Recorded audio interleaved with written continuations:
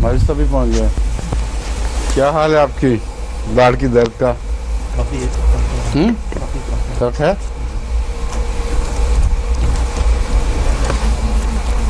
خطرناک ہوتی ہے بہت داڑھ کی درد؟ ہاں ٹھیک ہے. رات مجھے بھی ہوئی تھی اس طرف جی. لیکن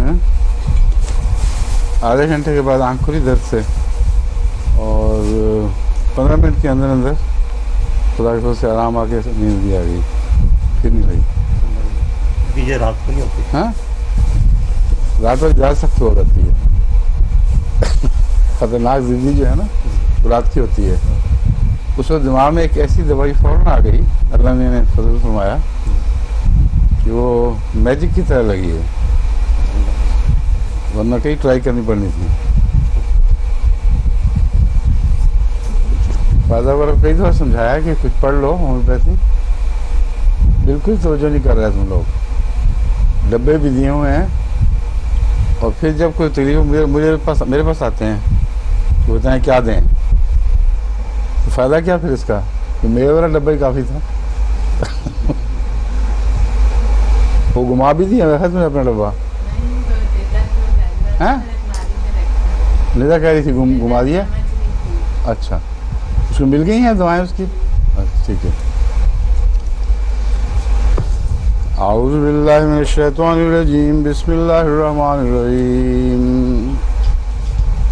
ولا تتخذوا ایمانکم دخلا بینکم فتزل قدم بعد ثبوتها وتذوقوا السوء بما صددتم عن سبیل اللہ ولکم عذاب عظیم. ولا تشتروا بعهد الله ثمنا قليلا انما عند الله هو خير انما عند الله هو خير لكم ان كنتم تعلمون. ما عندكم ينفد وما عند الله باق ولنجزين الذين صبروا اجرهم باحسن ما كانوا يعملون.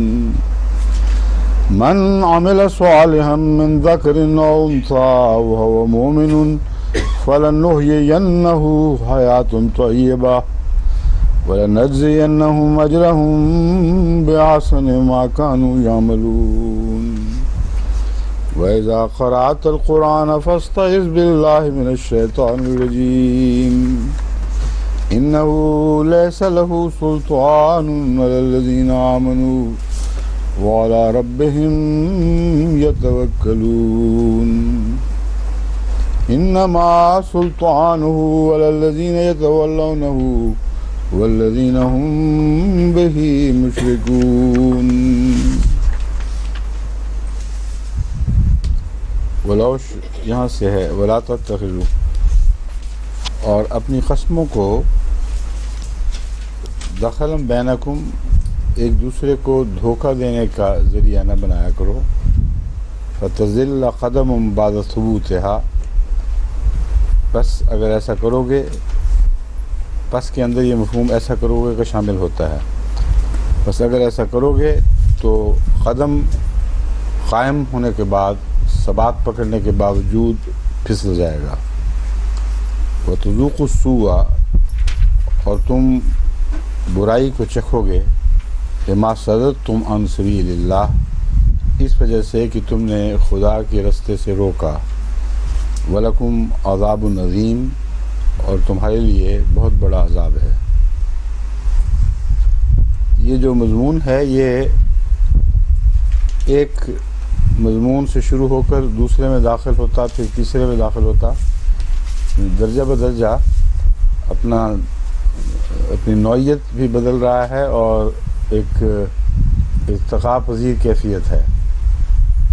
لا تتخذوا ایمانکم والا حصہ جو ہے عام خطاب ہے کہ جب بھی قومیں جھوٹی قسمیں کھانے لگیں اور ایک دوسرے کو دھوکہ دینے لگیں, یہ ان کے بدانجام تک پہنچنے کا ایک پہلا قدم ثابت ہوتا ہے. فتزل قدم بعد ثبوتها، یہ جو حصہ ہے یہ دینی اور دنیاوی دونوں حالتوں پر یکساں اطلاق پاتا ہے۔ ایسی قومیں جن کی مثلاً تجارتیں مستحکم ہو چکی ہوں، جن کے نام دنیا میں قائم ہو گئے ہوں، وہ جب جھوٹ شروع کر دیتی ہیں تو پھر جو کچھ انہوں نے کمایا ہے، جو کچھ نام انہوں نے کمائے ہیں، وہ سب ہاتھ سے جاتے رہتے ہیں۔ اور تزل قدم بعد ثبوتها کا تعلق دینی کیفیت سے ہے۔ جو کچھ تم نے دین میں حاصل کر لیا ہے وہ تمہارے ہاتھ سے جاتا رہے گا اگر تم دینی معاملات میں جھوٹ سے کام لوگے۔ وَتُذُوقُوا السُّوءَ بِمَا صَدَدتُّمْ عَنْ سَبِيلِ اللَّهِ، یہ ابھی تیسرا جو بیان ہے اس نے وہ درمیانی بیان کی تائید کر دی کہ رخ دین کی طرف پھیرا جا رہا ہے ایک عام صداقت کے اظہار کے بعد۔ فرمایا کہ تم اگر ایسا کرو گے تو یہ جو کیفیت ہے یہ لازماً اس بات پر منتج ہونی ہے کہ تم قسمیں کھا کھا کر خدا کے رستے سے بھی روکو گے،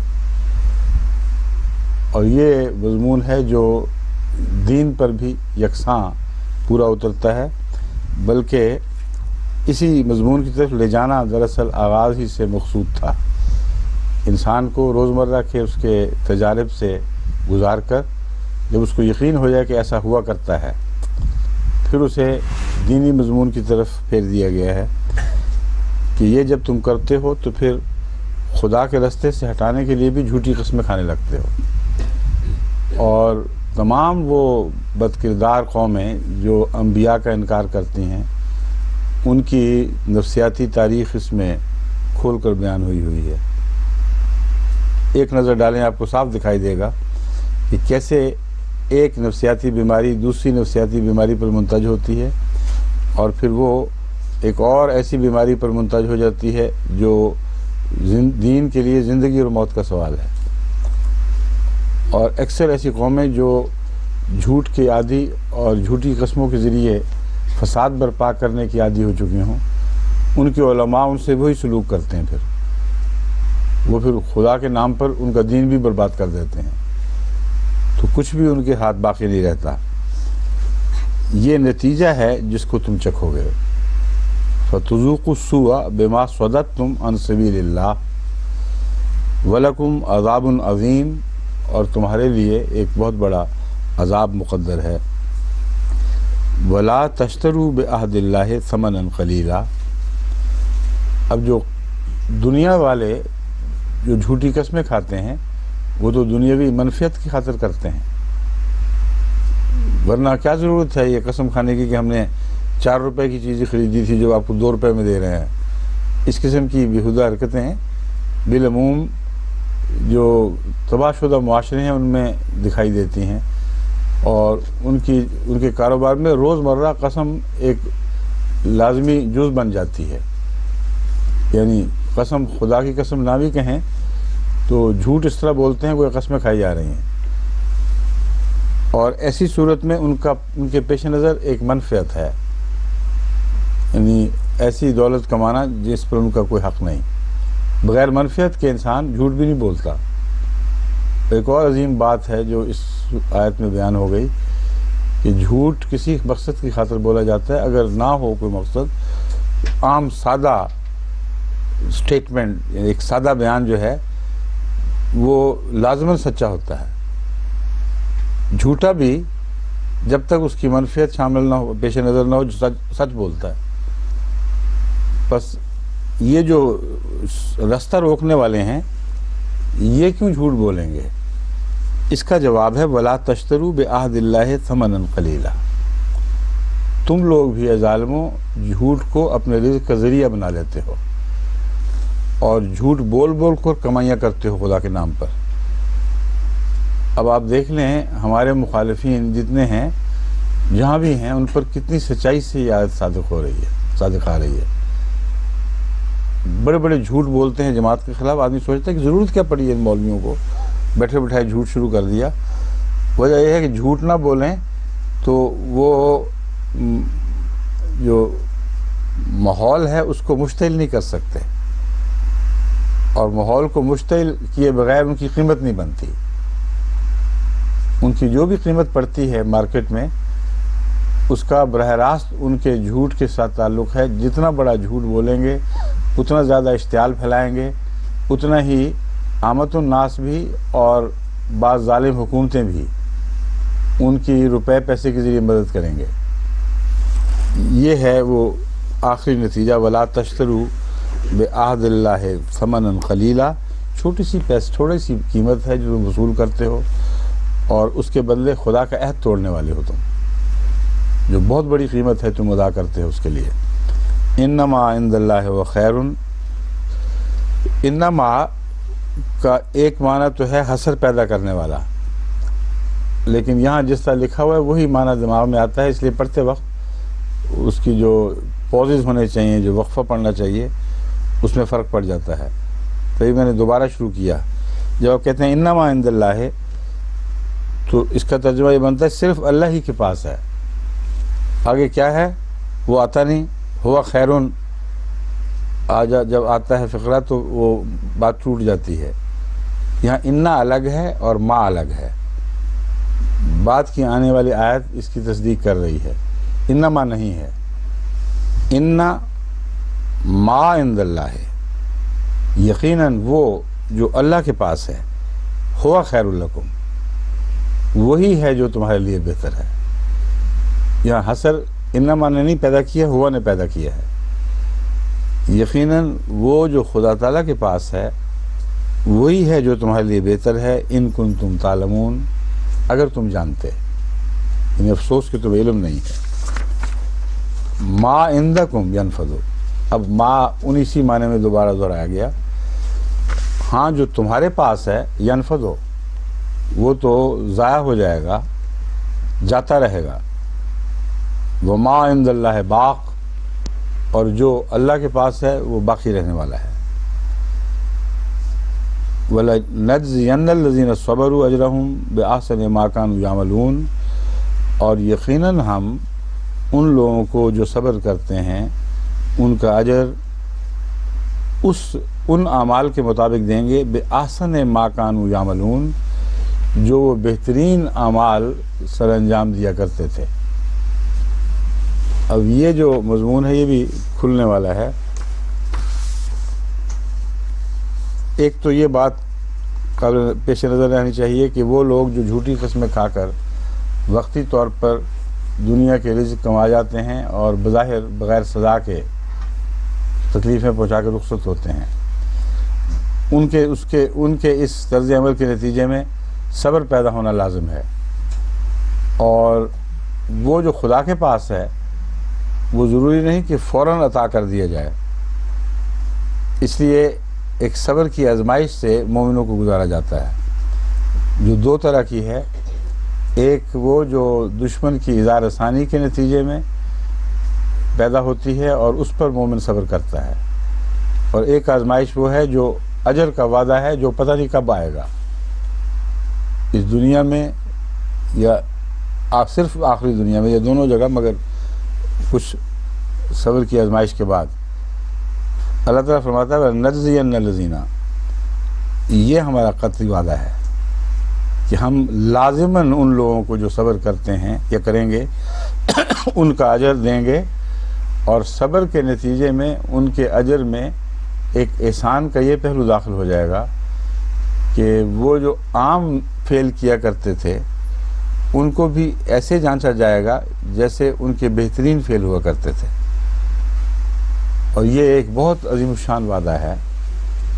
روزمرہ انسان معمولی نیکیاں کرتا ہے اور شاذ کے طور پر اسے غیر معمولی نیکی کی توفیق ملتی ہے، جو اس کے دل پر بھی رقم ہو جاتی ہے، احساس بیدار ہو جاتا ہے کہ ہاں مجھے خدا نے توفیق بخش، یہ ایک ایسی بات تھی جو غیر معمولی تھی اور اللہ تعالیٰ کے فضل سے مجھے کرنے کی توفیق ملی۔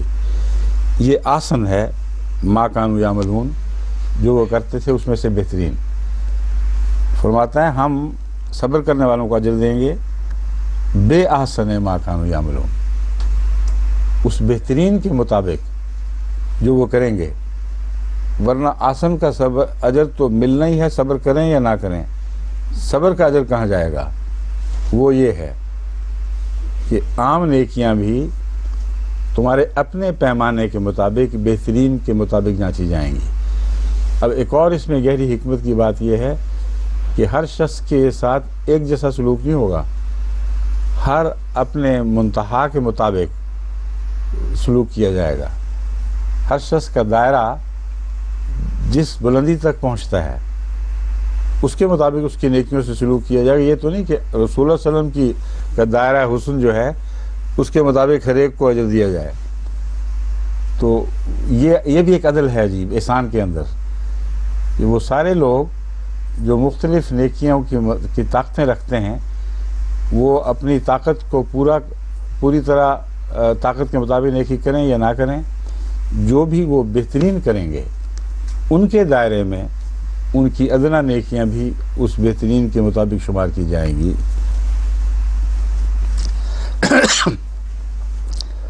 فَإِذَا قَرَأْتَ الْقُرْآنَ فَاسْتَعِذْ بِاللَّهِ اچھا من عمل صالحا من ذکر او انثى وهو مؤمن فلنحيينه حیاتا طیبہ،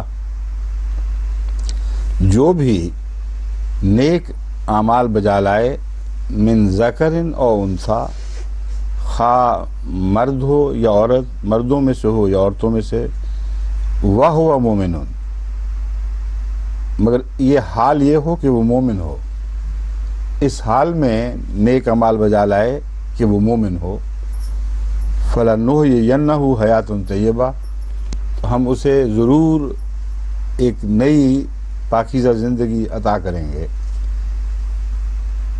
اس حیات طیبہ عطا کریں گے نہیں ہے جس کا مطلب زندگی عطا کریں گے، نُحْيِيَنَّهُ کا مطلب ہے ایک نئی زندگی عطا کریں گے، ورنہ زندہ تو وہ پہلے بھی ہے، تو اسے جس حالت میں وہ ہے جب تک ایک نئی زندگی نہ بخشی جائے، نُحْيِيَنَّ کا لفظ استعمال نہیں ہو سکتا، بس اس کا یہ ترجمہ مناسب ہے فَلَنُحْيِيَنَّهُ حَيَاةً طَيِّبَةً، بس اب اسے ہم ایک نئی پاکیزہ زندگی عطا کریں گے، وَلَنَجْزِيَنَّهُمْ أَجْرَهُمْ بِأَحْسَنِ مَا كَانُوا يَعْمَلُونَ، اور ہم ان کو جزا دیں گے ان کے اعمال کی اس پیمانے کے مطابق جو وہ بہترین عمل کیا کرتے تھے۔ اب یہ وہی بات ہے جو پہلے کہی گئی ہے یا اس کے علاوہ کچھ بات ہے؟ کیا تکرار ہے یا ایک نیا پینا پیدا ہو گیا ہے؟ شری اشرف صاحب آپ بڑی دیر سے بولے نہیں، کیا بات ہے؟ ایسڈ فاسٹ نے کام کرنا چھوڑ دیا ہے؟ کر رہے ہیں نا؟ ماشاءاللہ، طاقت آ گئی ہے ٹانگوں میں، سیر شروع ہو گئی ماشاءاللہ، دو گھنٹے۔ اب یہ شروع کریں نئی ایکسرسائز۔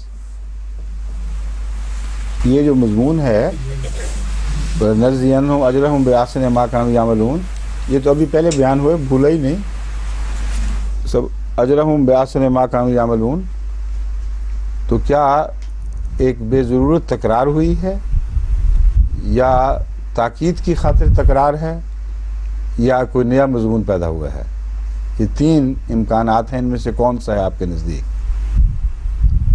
پہلا تو صبر کرنے والوں کو ہاں، دوسرا بے صبروں کے لیے ہے؟ نہیں، دوسرے جو ہم عام آدمی نیک کام کرتے ہیں، یہ تو ہو ہی نہیں سکتا، تو مضمون آگے بڑھ رہا ہے، پیچھے تو نہیں ہٹ رہا۔ ہاں جی، کیا بتاؤ؟ اگر کوئی بہت بڑی نیکی کرے تو اس کو نئی زندگی مل جاتی ہے، نئے اس کو بڑھ جاتے ہیں۔ وہ تو ہے لکھا ہوا صاحب، پہلے مضمون سے فرق کیا ہے؟ وہی وعدہ دوبارہ کیوں دیا جا رہا ہے؟ یہ وعدہ ایک اور وعدہ ہے جو پہلے وعدے کے اندر ایک نئی شان پیدا کر رہا ہے۔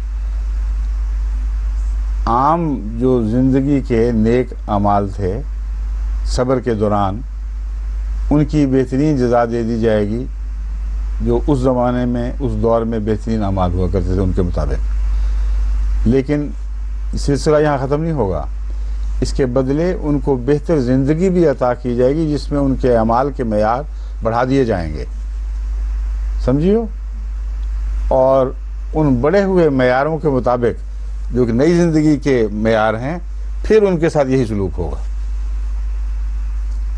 دیکھا کتنا عظیم الشان وعدہ ہے، یعنی صبر کرنے والوں کی اخلاقی حالت اور دینی حالت بھی تبدیل کی جاتی ہے، اور یہ صرف ایک وعدہ ایسا نہیں جو یعنی بے سبب پورا ہو۔ انسانی فطرت میں اس وعدے کی محرکات، وجوہات موجود ہیں۔ صبر کے ذریعے اصلاح ہوتی ہے، اور صبر کے ذریعے ایک گندی زندگی حیات طیبہ میں تبدیل ہوا کرتی ہے۔ تو ایک ایسا وعدہ ہے جو بظاہر ایک خدا کی طرف سے ایسا وعدہ ہے جو پورا کرے نہ کرے اس کی مرضی، مگر خدا نے پہلے ہی انسانی فطرت میں ان محرکات کو رکھ دیا ہے، اور یہ وعدہ از خود ضرور پورا ہوگا، اور اسی کی طرف توجہ دلائی جا رہی ہے کہ ہم صبر کے بعد نتیجے میں جو اصلاح کیا کرتے ہیں، یا تمہاری فطرتوں میں یہ بات داخل ہو چکی ہے، اس کے نتیجے میں تمہارے احسن اعمال کا مقام بڑھ جائے گا، ان کا مرتبہ اونچا ہو جائے گا، اور پھر ہم یہ وعدہ دوبارہ پورا کریں گے۔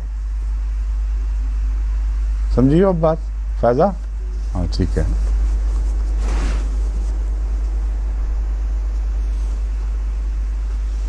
فَإِذَا قَرَأْتَ الْقُرْآنَ فَاسْتَعِذْ بِاللَّهِ مِنَ الشَّيْطَانِ الرَّجِيمِ، پس جب تو قرآن کی تلاوت کیا کرے تو شیطان رجیم سے پناہ مانگ لیا کر، اللہ کی پناہ میں آ جائے کر۔ یہ جو عظیم الشان وعدے ہیں قرآن کریم کے، اور ان کی فہم کا جہاں تک تعلق ہے، اس کے ساتھ اس مضمون کا بطور خاص تعلق ہے، ورنہ اس کا تعلق تو ہر آیت قرآن کریم سے ہے۔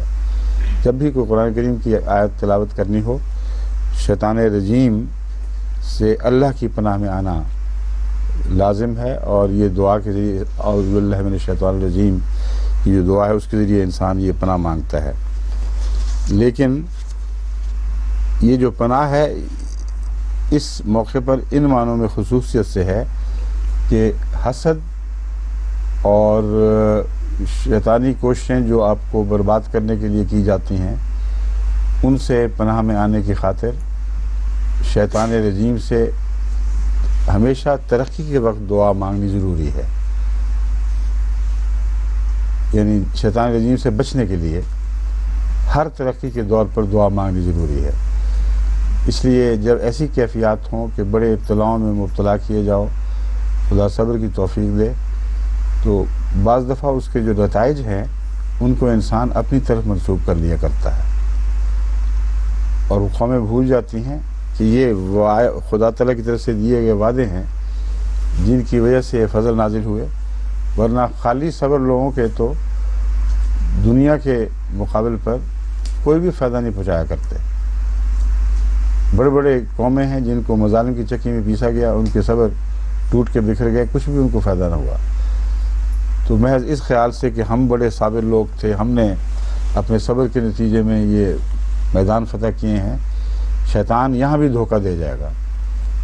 تو اس لیے بطور خاص ان انعامات کے موقع پر شیطان سے پناہ مانگنے کی طرف توجہ دلانا تھی، مگر یہ توجہ ویسے ہی دلانا تھی، اسے یہاں رکھ دیا گیا اس موقع پر کہ دونوں مقاصد پورے ہوں، یہ خصوصی مقصد بھی پورا ہو اور یہ عمومی مقصد بھی پورا ہو جائے۔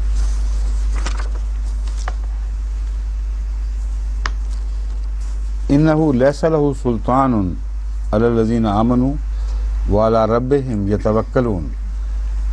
اب اس پہلے مضمون کے ساتھ دیکھیں کس طرح اس کو جوڑ دیا گیا ہے۔ فرمایا کہ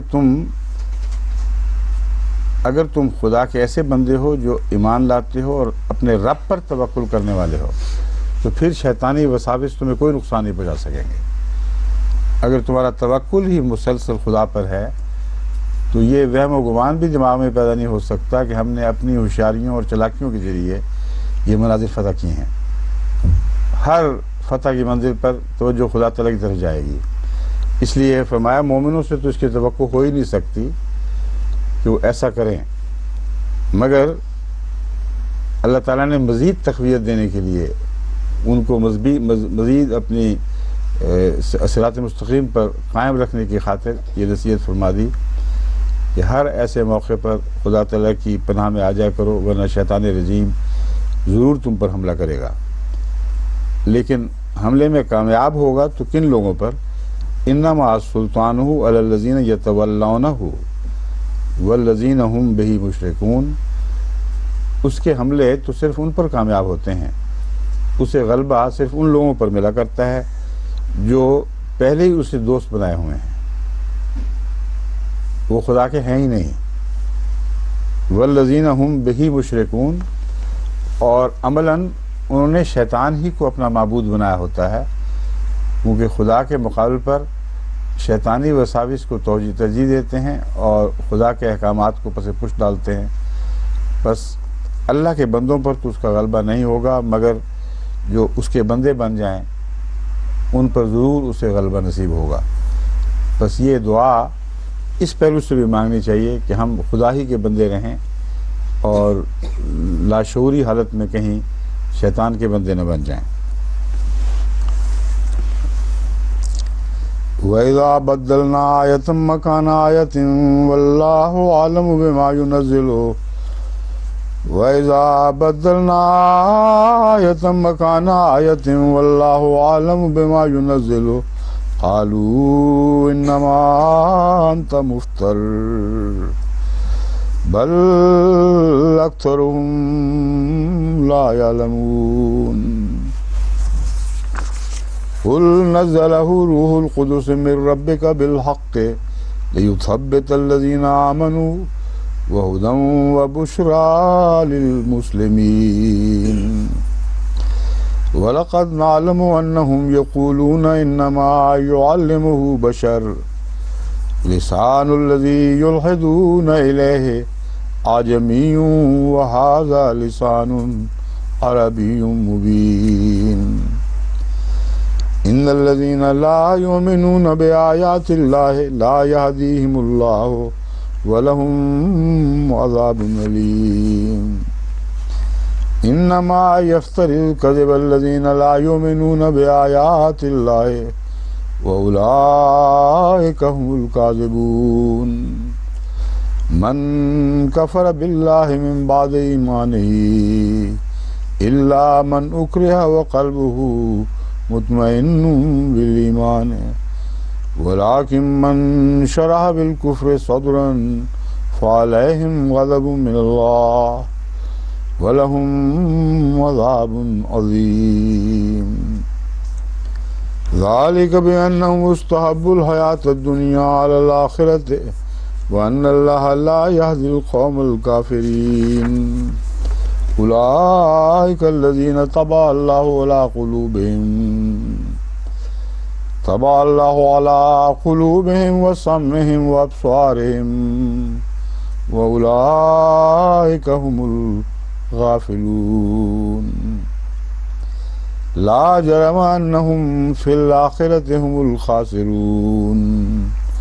ثم إن ربك للذين هاجروا من بعد ما فتنوا ثم جاهدوا وصبروا إن ربك من بعدها لغفور رحيم.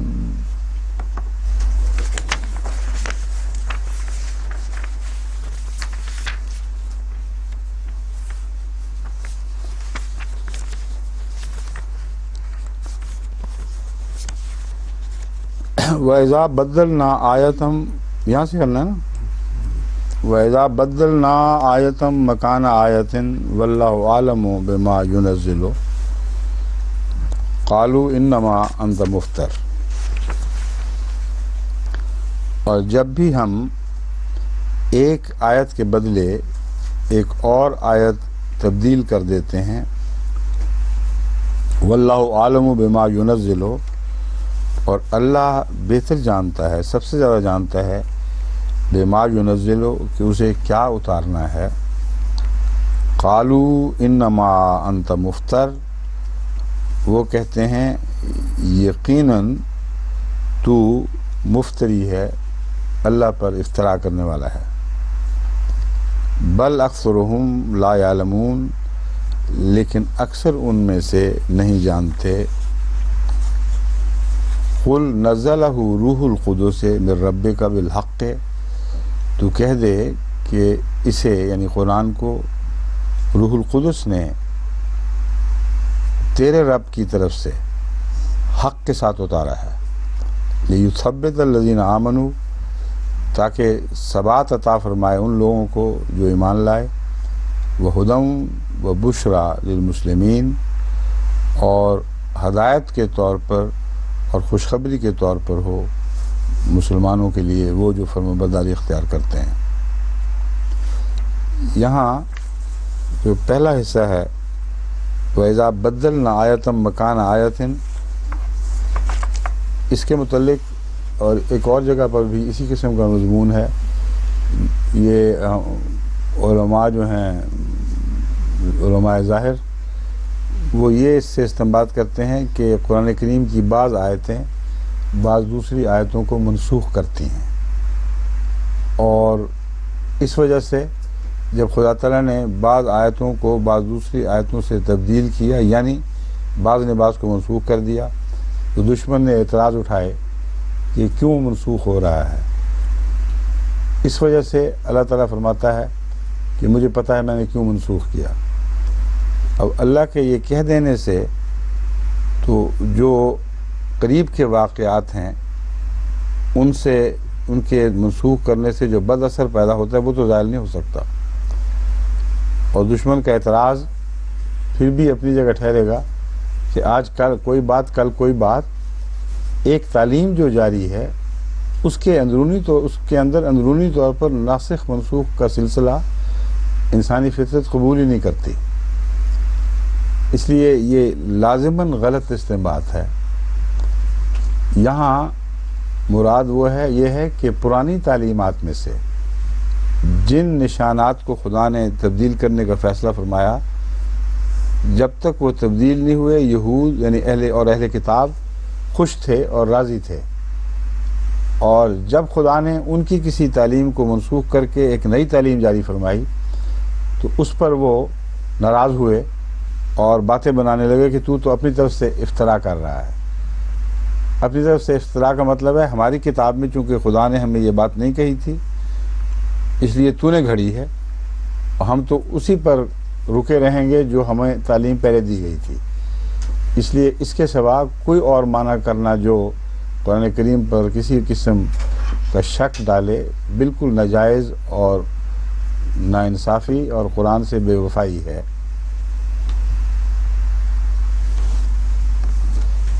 اور اسی مضمون کو دوسری جگہ قرآن کریم نے امتوں کے تبدیلی کے متعلق بیان فرمایا، وہاں بھی ان لوگوں نے یہی معنی کیے ہیں، وَمَا نَنسَخْ مِنْ آیَةٍ أَوْ نُنْسِهَا نَأْتِ بِخَيْرٍ مِنْهَا أَوْ مِثْلِهَا، کہ ہم کوئی آیت بھی منسوخ نہیں کرتے یا اسے بھلا نہیں دیتے مگر اس سے ضرور یا اس سے بہتر لائیں گے یا کم سے کم اسی کا اعادہ کریں گے۔ اب بھلا نہیں دیتے والی بات یہاں بیچ میں کیسے آ گئی؟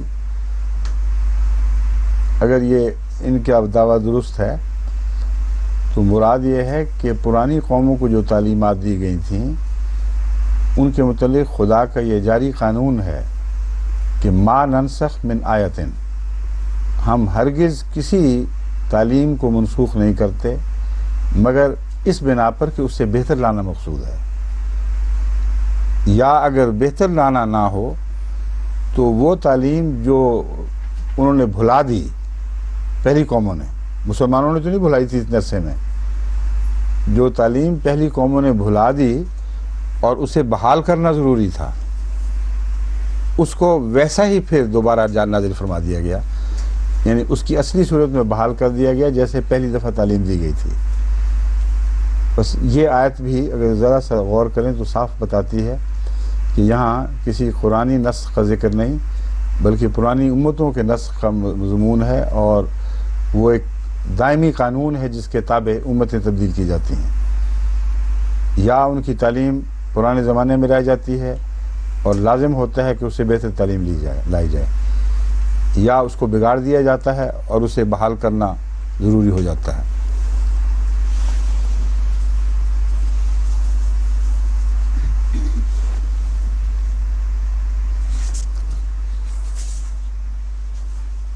اولئک الذین طبع اللہ علی قلوبہم، یہی وہ لوگ ہیں جن کے دلوں پر اللہ تعالیٰ نے کیا، وہ کہاں گیا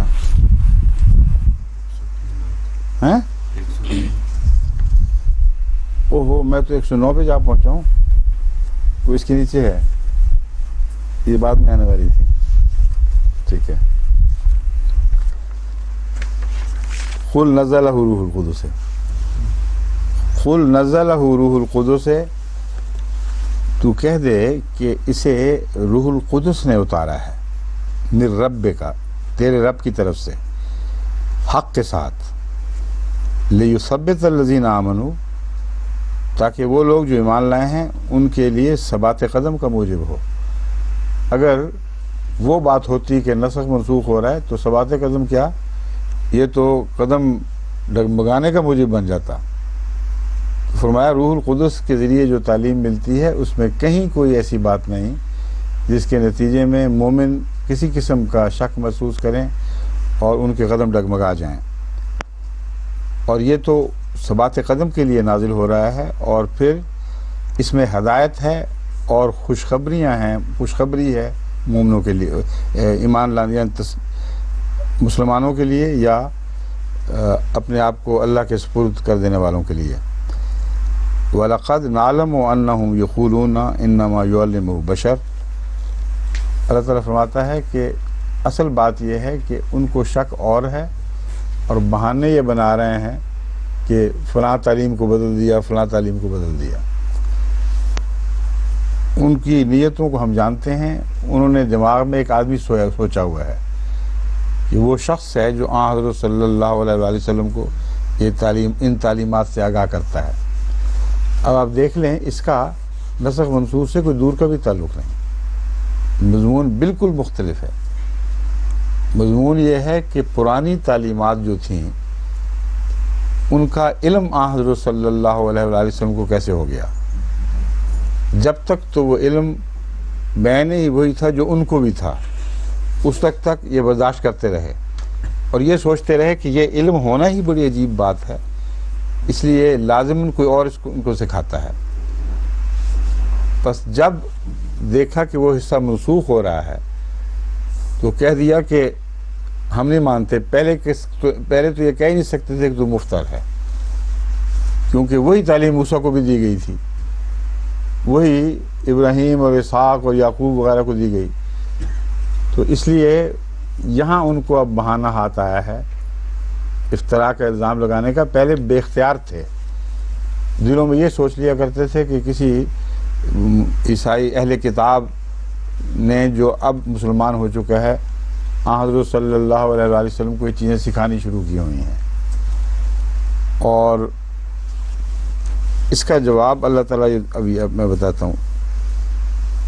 اول تو یہ کہ خدا تعالیٰ ان کی اصل وجہ بیان، فطرت کا تجزیہ کر رہا ہے کہ اصل بات یہ ہے، اور بدلنا نہ بدلنے کا جو بہانہ تم نے رکھا ہے وہ اصل نہیں ہے. حالانکہ جو زبان، جس شخص کی طرف تم محمد رسول اللہ صلی اللہ علیہ وسلم کا استاد ہونا منسوب کرتے ہو وہ تو عجمی ہے. وَهَذَا لِسَانٌ عَرَبِيٌّ مُبِينٌ، اور یہ ایک عربی زبان کا کلام ہے جو مبین ہے، بہت روشن اور واضح.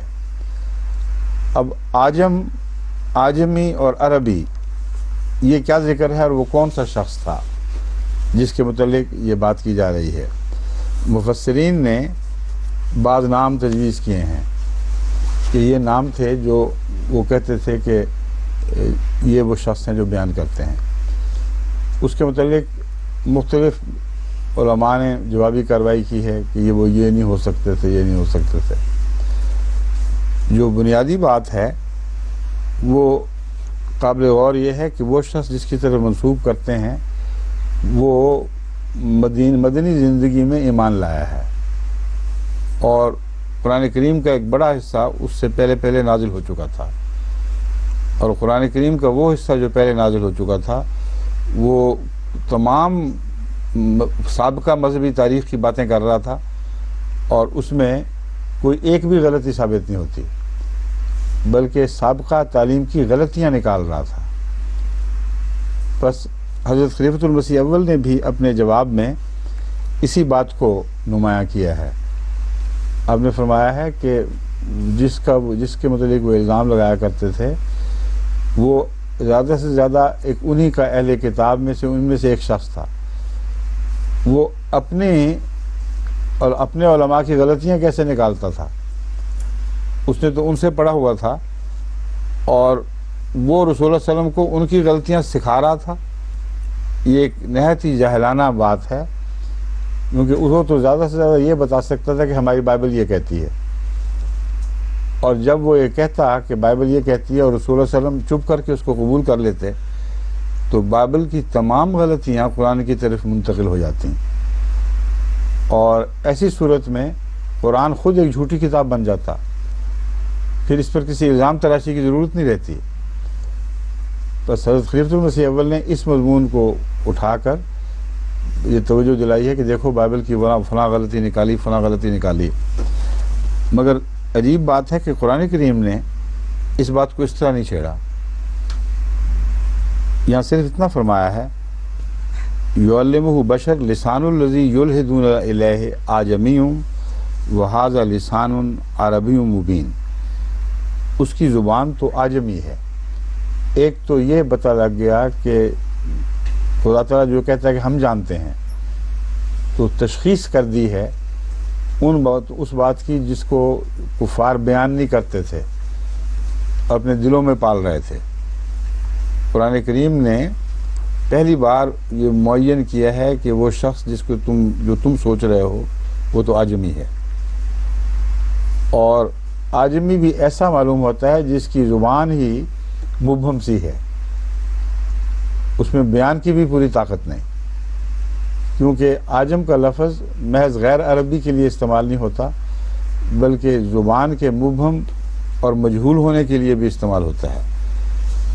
تو فرمایا وہ جس شخص کی طرف تم بات منسوخ کر رہے ہو اس کو تو بات کرنے کا سلیقہ ہی کوئی نہیں، نہ صرف یہ کہ زبان عربی نہیں بلکہ جو بھی زبان بولتا ہے وہ مبہم اور غیر واضح زبان ہے۔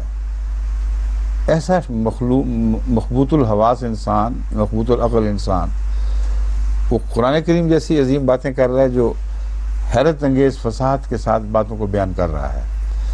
تو مبین کا لفظ ہے جو دراصل یہاں کنجی ہے، عربی مبین۔ عربی لفظ جو ہے یہ بھی صرف عربی زبان کے لیے استعمال نہیں ہوتا بلکہ فصاحت و بلاغت کے اظہار کے لیے عربی کا لفظ استعمال ہوتا ہے، اور مبین جو ہر بات کو کھول رہی ہے۔ تو قرآن کریم تو تمہارے تمام ابہامات کو دور کرتا، جو مجہول باتیں بائبل میں لکھی ہوئی تھیں ان سے پردے اٹھاتا اور معاملات کو روشن کرتا ہے، ان معنوں میں مبین ہے۔ اور قرآن کریم کی زبان اپنی ذات میں یہ شان رکھتی ہے کہ جو بات بھی بیان کرتی ہے اس میں کچھ بھی اخفا میں نہیں رکھتی، کوئی بات پردے میں مبہم نہیں رہنے دیتی۔ اور معلم جو تم بتا رہا ہے وہ تو اس کو تو بات کرنے کا بھی سلیقہ نہیں، وہ رسول اللہ صلی اللہ علیہ وسلم کا استاد کیسے ہو گیا؟ غرض کہ یہ سارے مضامین ہیں جو جوابی کارروائی کے طور پر یا جواب کے طور پر ذہن میں رہنے چاہیے، مگر جو بنیادی بات جو یہاں میرے نزدیک خاص قابل توجہ ہے وہ یہ ہے کہ خدا تعالیٰ نے ان کی مخفی بات سے ایک پردہ اٹھایا ہے اور فرمایا ہے کہ روح القدس اگر یہ اس کا بیان کرنے والا نہ ہوتا تو یہ علم نہ ہوتا حضرت صلی اللہ علیہ وسلم کو کہ تم ان کے متعلق کس شخص کے متعلق الزام لگا رہے ہو کہ وہ آپ کا استاد تھا یا آپ کو افطرا سکھانے والا تھا۔ ان الذین لا یؤمنون بآیات اللہ لا یہدیہم اللہ ولہم عذاب علیم۔ یقیناً وہ لوگ جو اللہ تعالیٰ کے نشانات پر ایمان نہیں لاتے یا نہیں لائیں گے، یعنی ضد کیے بیٹھے ہیں، لا یہدیہم اللہ، اللہ انہیں ہدایت نہیں دے گا، وَلَهُمْ عَذَابٌ عَلِيمٌ، اور ان کے لیے دردناک عذاب مقدر ہے۔ انما یفتری الکذب الذین لا یؤمنون بآیات اللہ، یقیناً وہ لوگ افترا کرتے ہیں اللہ تعالیٰ پر، جھوٹ باندھتے ہیں، الذین لا یؤمنون بآیات اللہ، جو اللہ کی آیات پر ایمان نہیں لاتے، وَأُولَئِكَ هُمُ الْكَاذِبُونَ، اور وہی ہیں جو جھوٹے ہیں۔ اس آیت کو بھی سمجھنا چاہیے، اس میں ایک بڑی بھاری دلیل ہے۔ وہ دلیل یہ ہے کہ ایک ایسا شخص جو خدا پر افترا کرتا ہے وہ لازماً سب سے بڑا دہریہ اپنے وقت کا، کیونکہ اس کو کامل یقین ہوتا ہے کہ خدا نہیں ہے، اس کے بغیر اس کو ضرورت ہی نہ ہو کہ خدا کی باتیں کرے اور خدا تعالیٰ کی طرف فرضی باتیں گھڑ کر بیان کرے۔ تو افترا کرنے والے تو ایمان لایا نہیں کرتے، اور جو ایمان لاتے ہیں ان کی کیفیتیں بدل جاتی ہیں، وہ خود اپنی ذات میں ایک اپنی صداقت کا نشان بن جاتے ہیں۔ حضرت صلی اللہ علیہ وآلہ وسلم پر اس لیے یہ الزام نہیں لگ سکتا کہ جو آیات آپ پر نازل ہو رہی ہیں قطعی طور پر ثابت ہے کہ آپ ان پر ایمان لانے والے ہیں، اور ایمان لانے والا شخص دہریہ نہیں ہو سکتا۔ تبھی اللہ تعالیٰ فرماتا ہے آمن الرسول بما انزل الیہ من ربہ، سب سے پہلا مومن رسول ہوتا ہے، اور ایمان لانا کوئی فرضی بات نہیں ہے۔ ایک مفتری اگر اپنی طرف سے گھڑے تو اپنے افتراء کے مشکل حصوں پر خود عمل نہیں کرے گا، یہ ناممکن ہے، یہ پاگل پن کی انتہا ہے کہ خود ایک فرضی بات بنا لے کہ اگر رات کو اٹھ کے تہجد نہیں پڑھو گے تو پھر تمہیں کوئی فائدہ نہیں پہنچے گا، اور پھر آدھی رات کو دنیا نہ بھی دیکھ رہی ہو اٹھ کے تہجد بھی شروع کر دے اور ہر بری بات سے رک جائے جو اس کے فائدے کی ہے، ہر منفعت سے اپنے آپ کو محروم کر لے، جو ناجائز نہ بھی ہو، عام روزمرہ کے تقاضوں کے، زندگی کے تقاضوں کے مطابق اس کا حق ہو اور اسے مل سکتا ہو، ان سے اپنے آپ کو محروم کر لے۔ تو یہ ایک کیفیت تو ایمان کی نہایت اعلیٰ درجے کے مومنوں میں پائی جاتی ہے، اور غیر مومن اس میں شریک ہو نہیں سکتا۔ اور جو اس کتاب پر جس کو وہ خدا کی طرف منسوب کر رہا ہے اس تفصیل کے ساتھ اور اس قوت کے ساتھ عمل کر رہا ہے کہ اس سے بڑا مومن متصور نہیں ہو سکتا، بڑی جہالت ہے کہ اس کی طرف افتراء کا الزام لگا رہا ہو۔ افتراء کا الزام تو اس پہ لگ سکتا ہی نہیں، ورنہ ایک دہریہ میں جو علامتیں ظاہر ہونی چاہیے وہ اس میں ضرور آنی چاہیے۔ دہریہ کے بغیر ایسا افتراء ہو ہی نہیں سکتا، اور اس کے برعکس وہ تم لوگوں میں ہیں علامتیں، یہ ہے دلیل۔ انما یفتری الکذب الذین لا یؤمنون بآیات اللہ، اللہ کی آیتوں پر تم ہو جو ایمان نہیں لاتے، سابقہ آیات جو نازل ہوئی ہیں ان پر بھی تم عمل نہیں کر رہے، تمہارا کردار ہی تمہیں جھٹلا رہا ہے۔ تم لوگ جو ایمان لانے والے نہیں ہو، تم ہو جو جھوٹے ہوتے ہو، تمہارے جیسے لوگ۔ افتراء بھی ایسے ہی لوگ کیا کرتے ہیں، جھوٹے بھی ایسے ہی لوگ ہوتے ہیں۔ تو محض ایک عام سٹیٹمنٹ نہیں، ہلکی سی جس سے آپ آرام سے گزر جائیں، یعنی بغیر مزید غور کیے گزر جائیں، اس میں ایک بہت بڑا ثبوت حضرت صلی اللہ علیہ وسلم اور آپ کے ذیل میں دیگر انبیاء کی صداقت کا ہے۔ من کفر باللہ من بعد ایمانہ الا من اکرہ وقلبہ مطمئن بالایمان۔ اب آپ یہ دیکھیں کہ اس دلیل کو آگے پھیلا دیا ہے، جیسا کہ قرآن کریم کا دوسری جگہ بھی انداز ہے، یعنی صرف حضرت صلی اللہ علیہ وآلہ وسلم تک محدود نہیں رکھا، بلکہ بین ہی اس مضمون کے مطابق آمن الرسول بما انزل الیہ من ربہ والمؤمنون، اکیلا یہی نہیں گواہ، اور بھی گواہ پیدا ہو گئے ہیں جو ایمان لانے والے ہیں، اور ان کی بھی یہی کیفیت ہے، اپنے تمام دنیاوی مقاصد کو اس اعلیٰ مقصد کی خاطر قربان کر رہے ہیں جس پر وہ ایمان لائے ہیں، اور وہ تو خود دعوے دار ہی نہیں ہیں، اس لیے وہ رسول اللہ علیہ وسلم کی صداقت کے گواہ بن گئے ہیں۔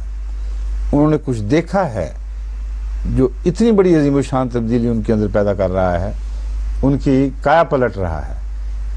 بس یہ مکمل ثبوت بنتا ہے اللہ کی طرف سے پیغام دینے والے کا ایمان اور اس کے عملی شواہد جو اس کی تائید میں ظاہر ہوتے ہیں، اس کے ایمان کی سچائی کی تائید میں ظاہر ہوتے ہیں. اور پھر ایک گروہ اٹھ کھڑا ہوتا ہے، ایک مزید گواہوں کا ایک جھرمٹ اس کے ارد گرد اٹھ کھڑا ہوتا ہے جو بین ہی اسی طرح اپنی صداقت کا اعلان کرتا ہے اور رسول اللہ صلی اللہ علیہ وسلم کی صداقت کا، یہاں تک کہ جب تک انتہائی مجبور نہ کر دیا جائے وہ اکراہ کے نتیجے میں بھی اپنے ایمان کو بدلتے نہیں ہیں. یہ تھا مضمون جس کی وجہ سے جس سے مجھے یہ ذہن میں یہ بات پیدا ہوئی میرے ذہن میں کہ یہ اس کے ساتھ تعلق یہ رکھتا ہے. فرمایا ایسے مومن اس کے غلام جن کو شدید ظلم و جبر اور ستم کے ذریعے مجبور کیے بغیر ان کا ایمان نہیں بدلا جا سکتا، ان کو تم کیسے جھوٹا کہہ سکتے ہو؟ یعنی ڈنڈے کے زور سے، تلوار کے زور سے، دردناک اذیتوں کے زور سے تم اپنی طرف سے کامیاب ہو جاتے ہو ان کا ایمان بدلنے پر. وَقَلْبُهُ مُطْمَئِنٌ بِالْإِيمَانِ. سخت اذیت کے بعد بعض ان میں سے وہ جو کمزور جو منہ سے کلمہ کفر کہہ بھی دیتے ہیں ان کا دل اس وقت بھی ایمان ہی پر مطمئن رہتا ہے. یہ ہے بہت ہی عظیم الشان گواہی ان کے ایمان کی سچائی کی اور رسول اللہ صلی اللہ علیہ وسلم کی صداقت پر کہ ایک مفتری پر جس کے روزمرہ کے حالات کو مشاہدہ کر رہے ہوں، جسے اپنے قول و فعل میں کامل طور پر سچا دیکھتے ہوں، ایسا ایمان ہو اگر وہ نہ ہوتا ایسا تو پھر ایسا ایمان نہیں لایا جا سکتا. مفتری پر مراد ہے جس کو مفتری کہتے ہیں، اگر اس کے قول و فعل میں یہ سچائی دیکھتے ہوں اور کوئی تضاد نہ دیکھیں تو پھر ایسا ایمان اس پر نہیں لایا جا سکتا جس کی مثال دی جا رہی ہے. وَلَٰكِن مَنْ شَرَحَ بِالْكُفْرِ صَدْرًا.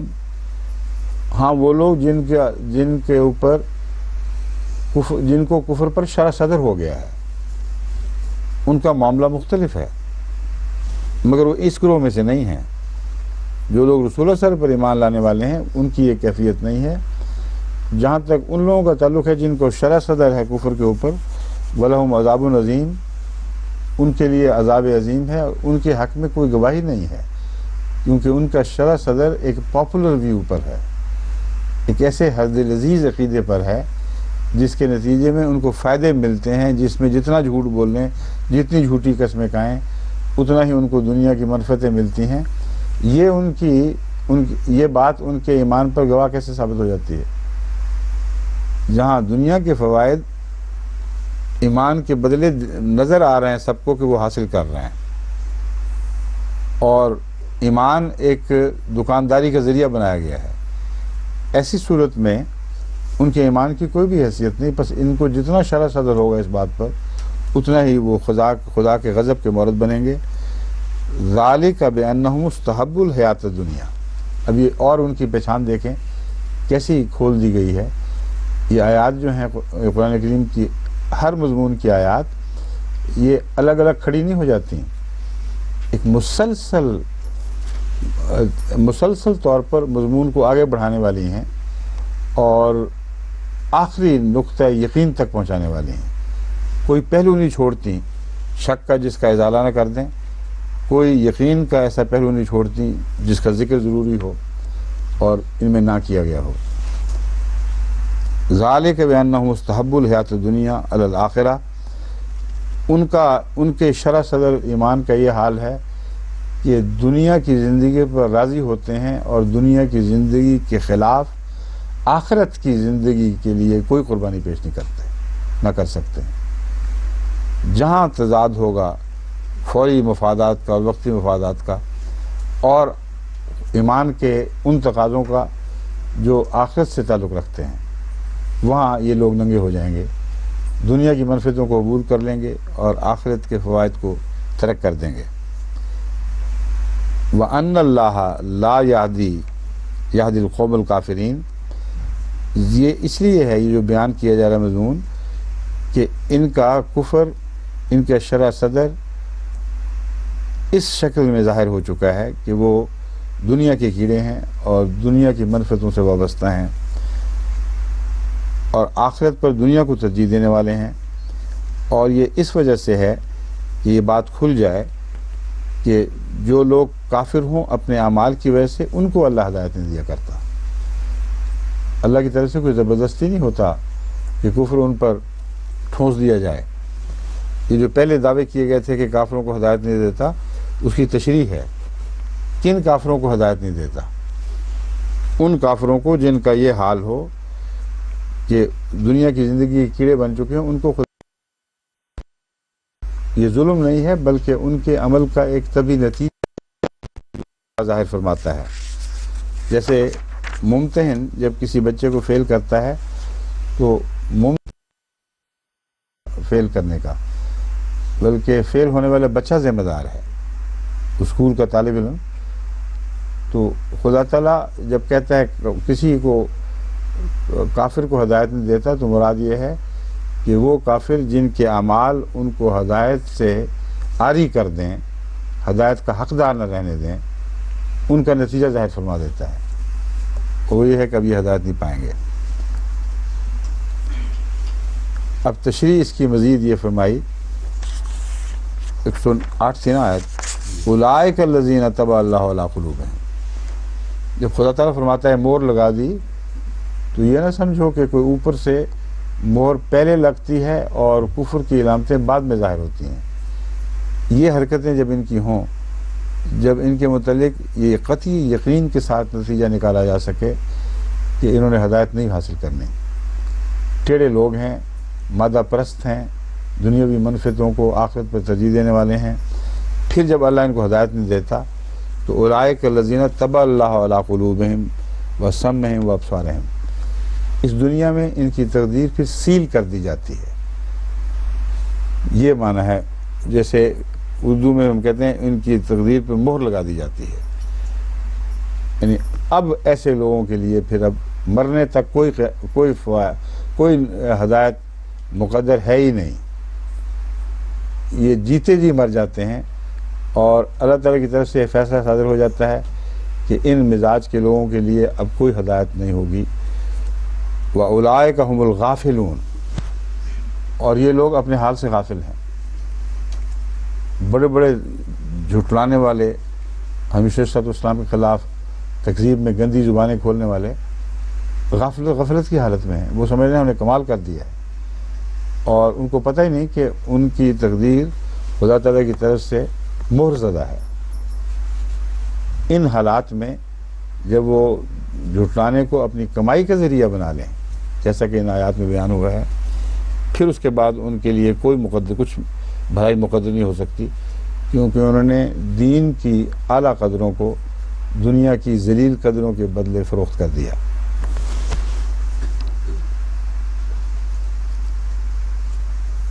لا جرم انہم فی الآخرۃ ھم الخاسرون. اس میں تو کوئی شک نہیں کہ آخرت میں یہی وہ لوگ ہیں جو گھاٹا کھانے والے ہوں گے. ثم ان ربک للذین ہاجروا من بعد ما فتنوا ثم جاہدوا وصبروا ان ربک من بعدہا لغفور الرحیم. پھر یقیناً تیرا رب ان لوگوں کے لیے جنہوں نے ہجرت کی، من بعد ما فتنوا، بعد اس کے کہ وہ فتنوں میں مبتلا کیے گئے، آزمائش میں بھونے گئے، ثم جاہدوا، پھر انہوں نے جہاد کیا، وصبروا، اور صبر اختیار کیا، ان ربک من بعدہا لغفور الرحیم. تو یقیناً تیرا رب اس کے بعد بہت ہی بخشش فرمانے والا اور بار بار رحم کرنے والا ہے. اس کا تعلق اس آیت کا اس گروہ کے اس مضمون کے ساتھ ہے جو پہلے بیان ہوا ہے کہ وہ لوگ جو اکراہ کے نتیجے میں ایمان کے خلاف بات کرنے پر مجبور ہو جاتے ہیں، ان کی طاقت میں نہیں ہوتا کہ اس اکراہ کو برداشت کر سکیں. اگر ان کا دل ایمان پر مطمئن ہے تو انہیں خوف کی بات نہیں ہے، اللہ تعالیٰ مغفرت فرمائے گا. لیکن اپنی برداشت کے آخری حد تک ان کا پہنچنا ضروری ہے. اس کے برعکس آخری ایک اور گروہ یہ پیش کیا جا رہا ہے ثم ان ربک للذین ہاجروا من بعد ما فتنوا، لیکن وہ لوگ جو اپنا ایمان بچانے کی خاطر اپنے مال و متاع، اپنے گھر چھوڑ دیتے ہیں تاکہ کسی طرح اس فتنے سے نجات پائیں، ان کا حال یہ ہے وہ صبر ہو اور ثم جاہدوا، پھر جہاد کرتے رہتے ہیں، اس کے خلاف ایک کوشش مسلسل جاری رہتی ہے کہ ہم اپنے ایمان پر آنچ نہیں آنے دیں گے، اور جب وہ مقابلہ کرتے ہیں ان کو تکلیفیں پہنچتی ہیں۔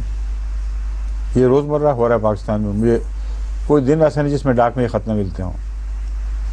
جو بھی احمدی ان کی لالچوں کا، ان کے حرص کا، ان کے وعید کا مقابلہ کرتا، کہتا ہے سوال ہی نہیں پیدا ہوتا میں واپس تم میں نہیں آؤں گا، اور اب جو نئے احمدی ہونے والے ہیں ان کے ساتھ بڑے واقعات ہو رہے ہیں، ان کے ساتھ ان کا شدت کا ظالمانہ سلوک ہے، جس کے بعد ان کی طرف سے جہاد اور پھر صبر کا مضمون پیدا ہوتا ہے۔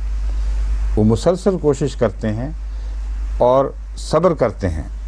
ان ربک من بعدھا لغفور الرحیم، اس کے بعد اگر کوئی کوتاہی ان سے ہو جائے، یہ ان کی کیفیت ہے، تو اس کا ذکر تو نہیں فرمایا، لیکن فرمایا پھر بشری کمزوریاں اگر کوئی ظاہر ہو گئی ہوں تو اللہ تعالیٰ ان باتوں کے بعد ان کے ساتھ سختی کا سلوک نہیں کر سکتا۔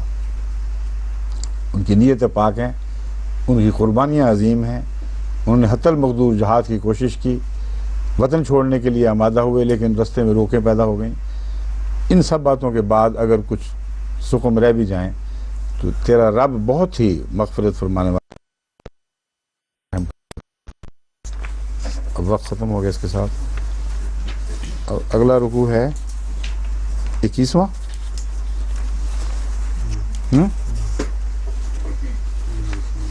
کیا 21 آیت نمبر 111۔ ٹھیک ہے، یاد رکھنا پھر، ٹھیک ہے، باقی انشاءاللہ کل۔ انشاءاللہ۔ السلام علیکم و رحمۃ اللہ۔